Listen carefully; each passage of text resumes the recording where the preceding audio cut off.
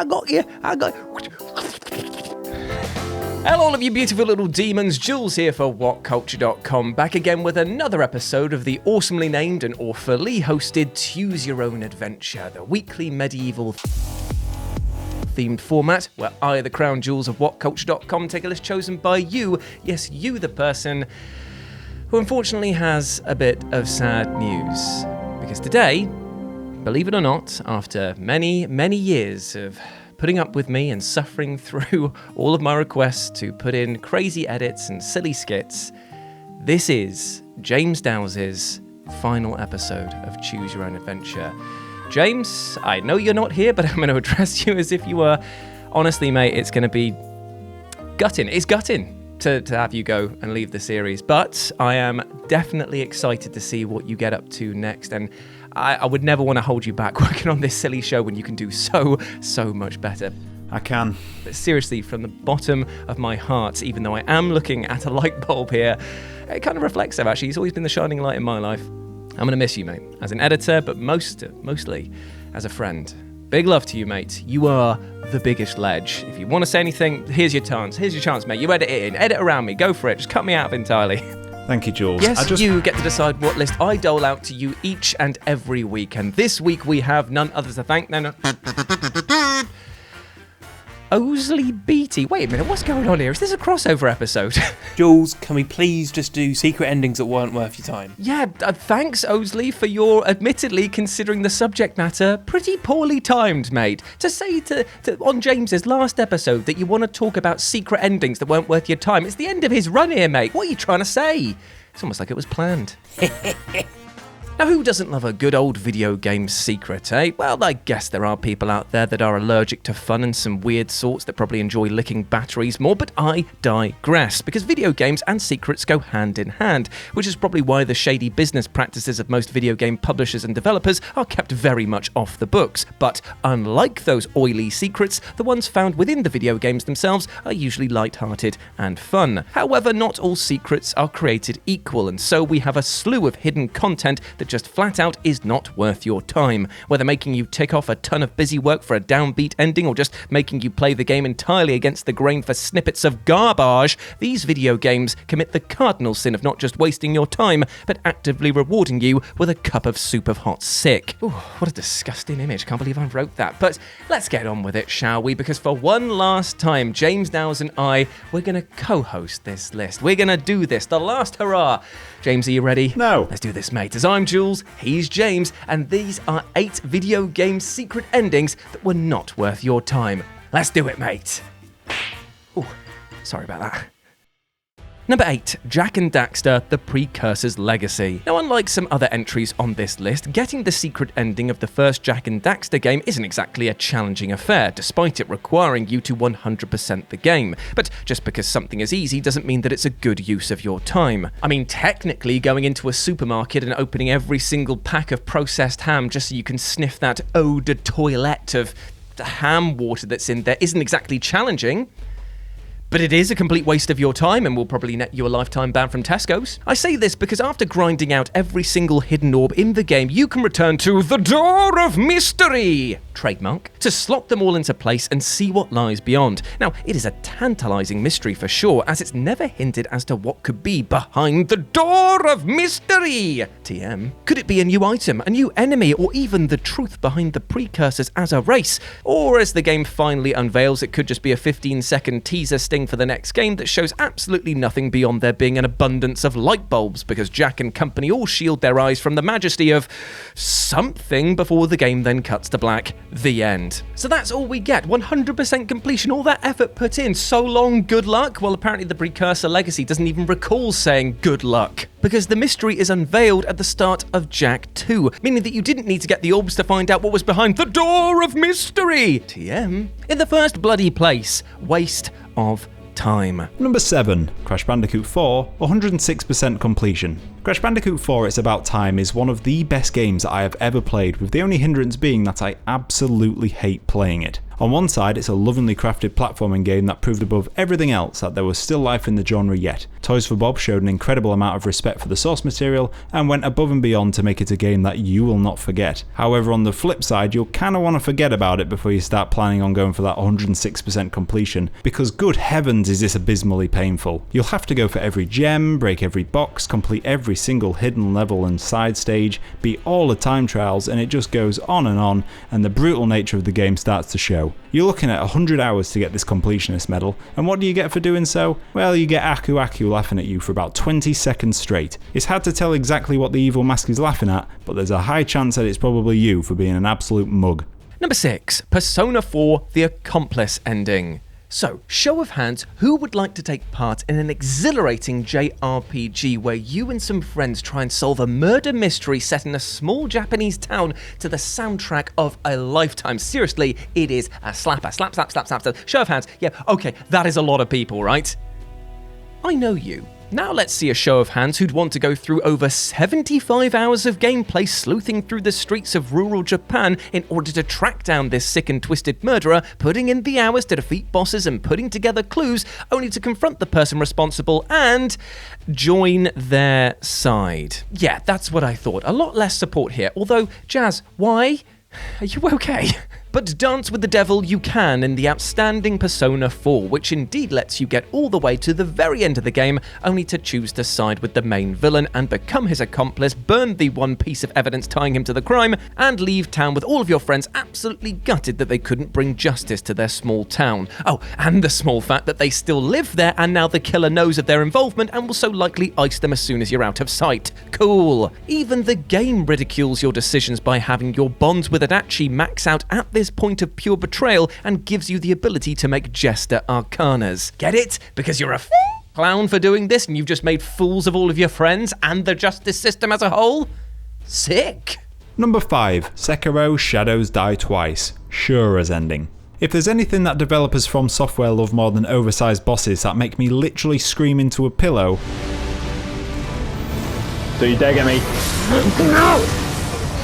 It's offering up video games loaded with an unbelievable amount of alternate and secret endings. Some you'll get from defeating specific bosses, others you'll get by refusing certain choices, and of course, there's the classic example of an ending locked away behind whether or not you give rice to a little kid. Yep, it's literally as weird as it sounds. Yet it's not the worst ending in Sekiro, as that dishonour actually goes to the Shura ending, which basically plays out as such.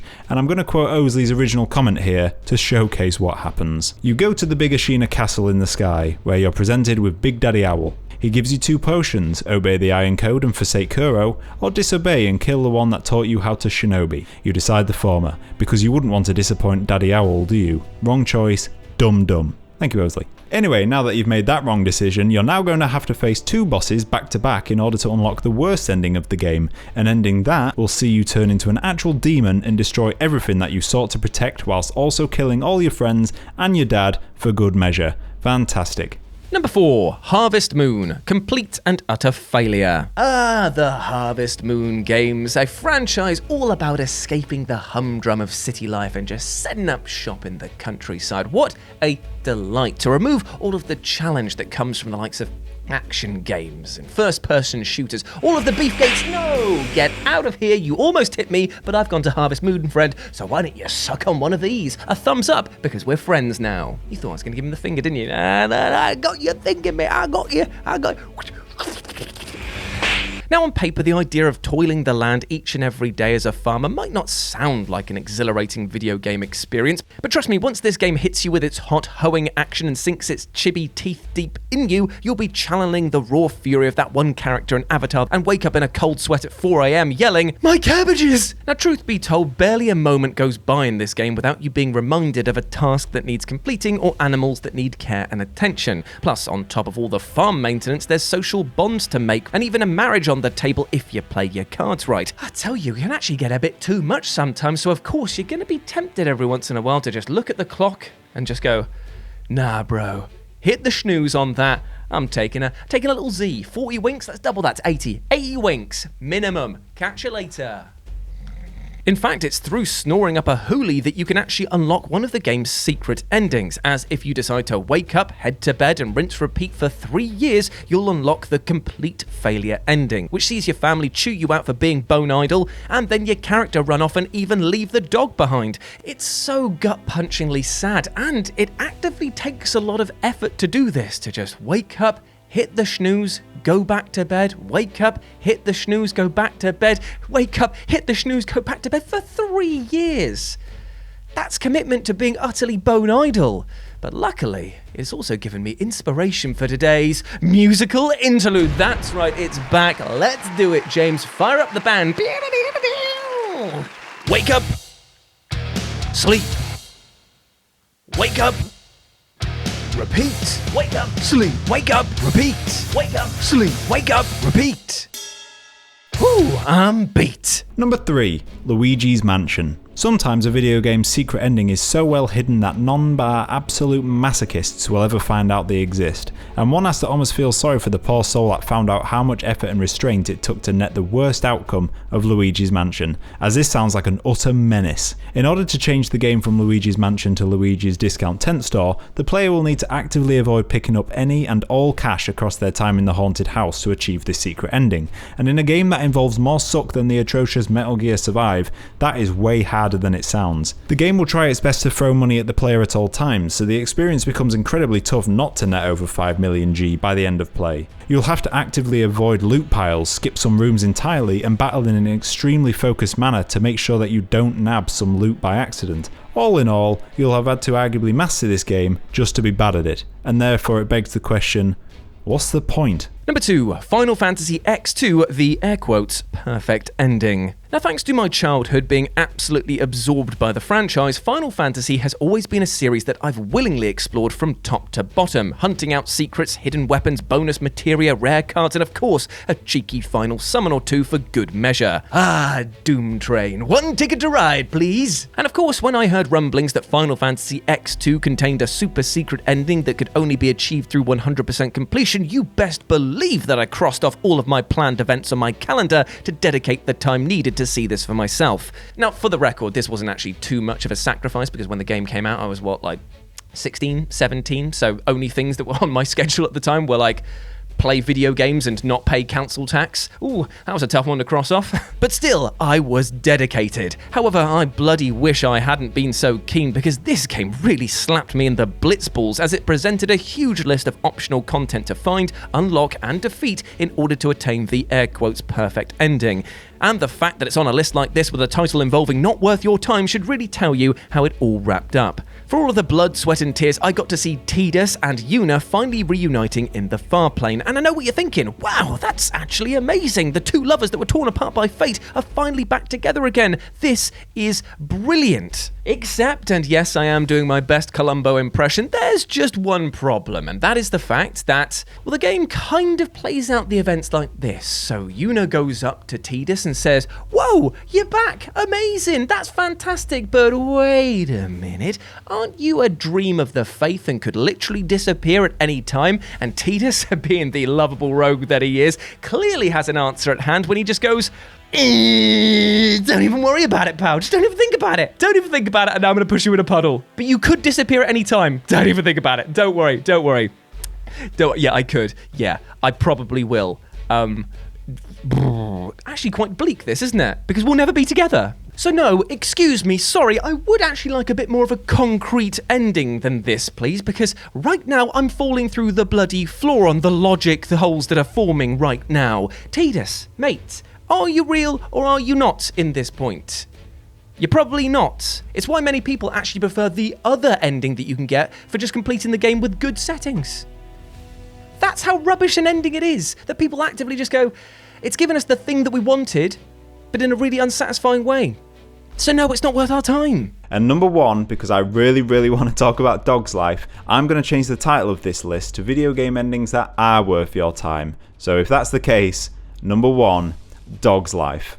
So Dog's Life was one of my absolute favourites whilst growing up, and whilst it may not have stood the test of time compared to modern animal role-playing games, the joy you can get from running around as Jake the dog, smelling up all the smells and hanging around with all the other animals is just incredibly fun. But what makes this game one of the best ever made is the ending, and oh boy what an ending it is. After your doggy girlfriend Daisy gets dog-napped, you ultimately find her on a conveyor belt about to be turned into cat food by Miss Peaches. Now how do we stop this devastating event? Well, you fart on Mrs. Peaches, and then she falls onto the conveyor belt herself and gets turned into mush. And that's it really, that's the end of the game, and just reading it out loud makes me laugh, because what a silly game it is, and what a great game it is at that. So there we have it, my friends. 8 video game secret endings that were not worth your time. The final list that James and I will be collaborating on as an official member of WhatCulture Gaming. James, seriously man, from the bottom of my heart, thank you so much for the effort, work, blood, sweat and tears that you put into this series, because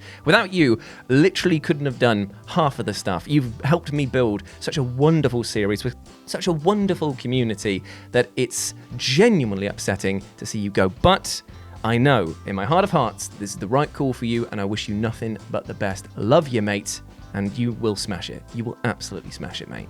But let's not get too emotional here. Let's instead remember the good times, because I know that you've prepared a moment of your best bits of your time across Tues Your Own Adventure. So let's roll it.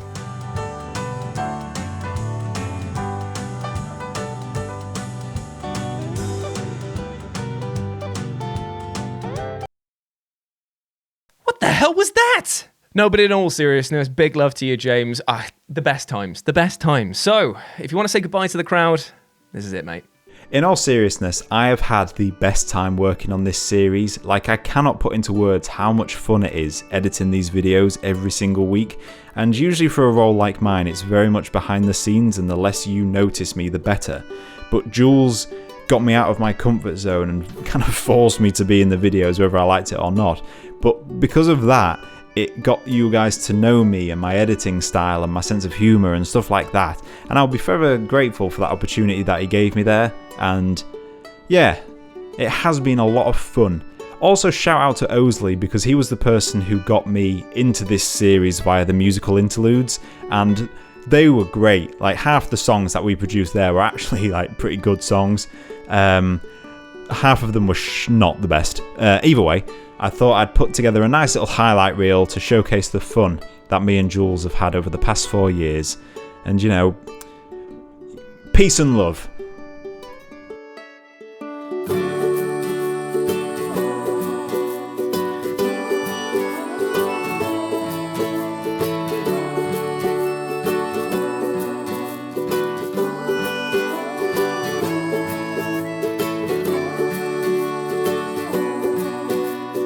Look at his happy little face. Rate it. 10 out of 10. So are you ready, James? I am indeed. Well, let's get cracking then.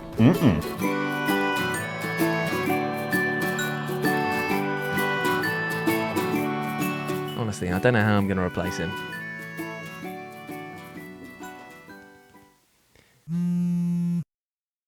Hello? Hello, Dan? Yeah, you're up, mate.